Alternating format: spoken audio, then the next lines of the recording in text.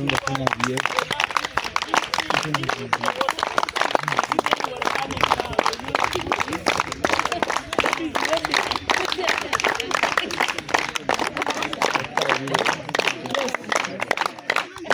we feed them, that is what we do.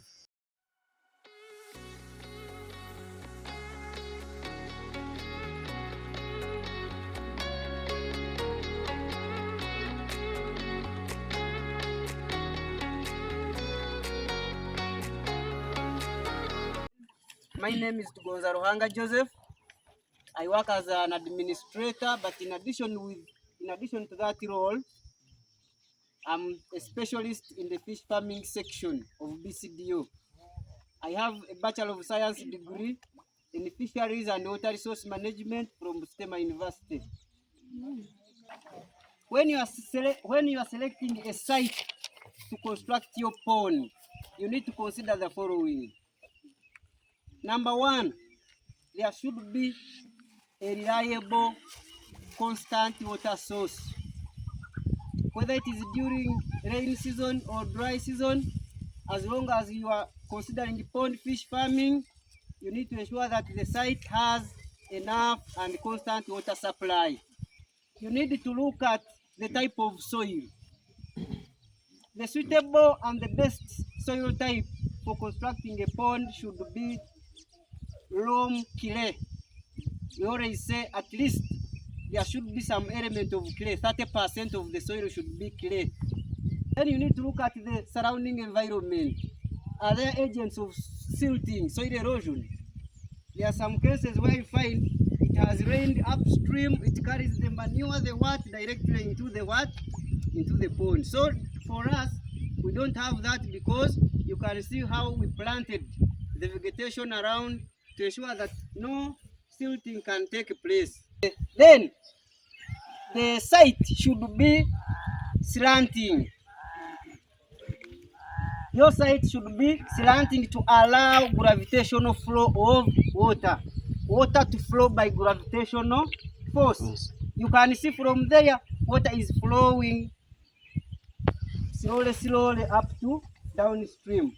So we shall look at the inlet pipe and the outlet pipe. So you can see that at least water flows by gravity from upstream to downstream. So when you're constructing your pond, the depth should be 1 to 2 meters, but the most recommended is 1 meter. That is 3 feet. Yeah, that's around 3 feet. The width of gazi and the height of raira depends on the size of your land. Are you getting me? But the rule of the thumb, the guiding principle is your height should be at least twice the width. So on seed, the males grow faster. What do I mean? At the same age, you are able to distinguish between a male and a female by size. And for us here, we aim at size because the higher the bigger the size, the more the man. We sell a kilogram of fish at 10K. So if you find fish at 1 year, a female may have like 800 grams, but a male has 1 kg, 1 kilo, yet they are of the same age. So that's why we prefer rearing male sex fish. Are we together? Yes. The stocking density of the pond depends on a few factors. Number one, the species of fish. So let me tell you the fish species of economic importance in Uganda. The most widely farmed fish is Nile tilapia. They will ask you those things. Nile tilapia. It is the most widely farmed fish in Uganda. That's the English name. The scientific name of Nile tilapia is Oleochromis niloticus. That one. Oleochromis, OREOCH,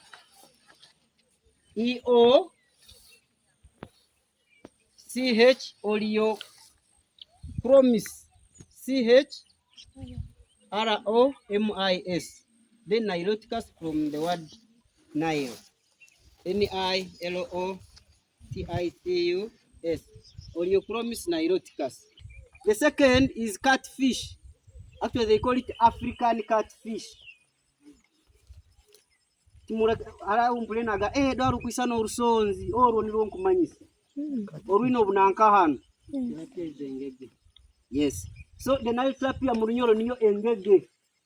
Then African catfish niyo emale mugambire kwisana urusonzi. Are we together? African catfish.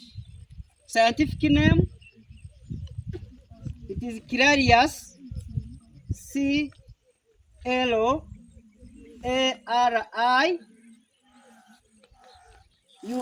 Kirarius garipinus.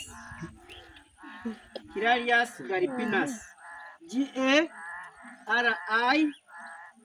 GARIEPUS, Kirarius garipinus. Then lastly, because we have majorly three, is miracup. Who has ever seen miracup? Miracup, from the word mirror. The reason why they called it miracup, its scales. You know the fish scales? They are shining like mirrors. You can even see it and say, hey, this is the miracup. But the scientific name is Cyprinus, CIPRNUS,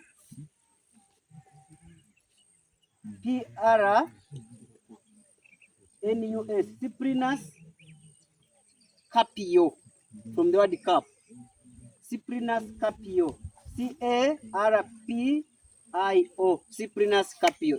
So how do we calculate the stocking density? Niko unaboroine kidiba kikuingana ankaha dundi kititondi chikoto. We just use that mathematics and get the quantity. You will say length times width times depth. We stock 3 to 5 pieces of fish depending on the rearing system you're using. Now we have 3 major rearing systems.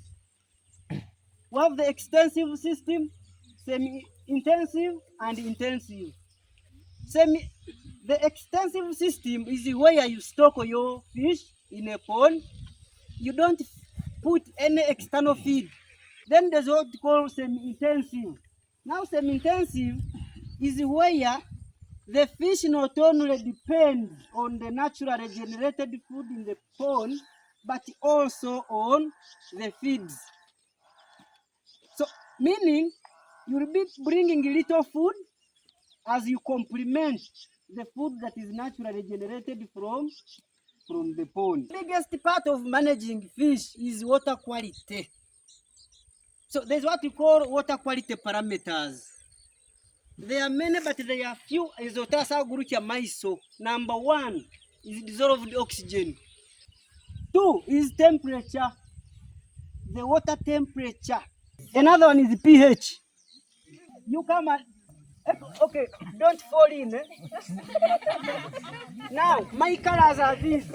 I told you about the black and the white colors of the second. So my colors are these. Is it okay? So when you reach at a point where you can no longer now, when you remove your hand at a point where you no longer see this color of the palm, that's your second depth. At that point,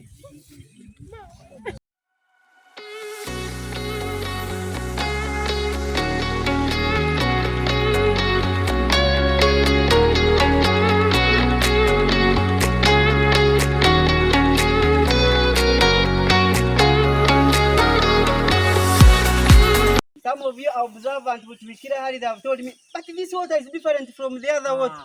And I've liked that, because that is the reason why we are fertilizing this pond and not the other one. Are you getting me? That's a very good observation. Now, the water for fish should be light green. Yeah? I think we talked about enterprise selection. Enterprise selection, rundi kurora kiti kyosaine kuba nokora. When you live here, I don't want you to go home the way you came. You came with having nothing about this project, then you go back home with nothing.